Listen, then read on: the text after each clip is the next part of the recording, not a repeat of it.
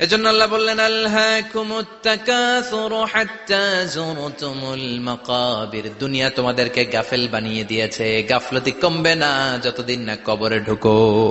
কবরে ঢুকা লাগবে, কবরে ঢুকা লাগবে না? কবরে আমাদেরকে যেতেই হবে, যেখানেই থাকেন। কবরের প্রশ্ন আছে না নাই? অনেকে বলে, হুজুর বিমান হামলায় মারা গিয়েছে, বিমান জ্বলে পুড়ে ছাই হয়ে গিয়েছে, তার কবর কোথায়? তার আত্মাটা যেখানে আছে ওই জায়গায় প্রশ্ন আছে না নাই? অনেকে বলে, হুজুর সাগরের মধ্যে পড়ে মারা গিয়েছে, তিমি মাছ খেয়ে ফেলেছে, তার কোনো অস্তিত্ব নাই, কিন্তু তার রুহুটা আছে না নাই?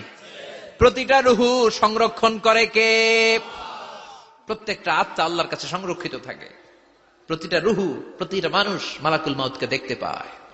আপনিও দেখবেন, আমিও দেখব। মুমিনদের কাছে এসে মালাকুল মাউত একজন যুবকের বেশে সাদা ধবধবে জুব্বা পরে সুগন্ধি মেখে মুমূর্ষু ব্যক্তির শিয়র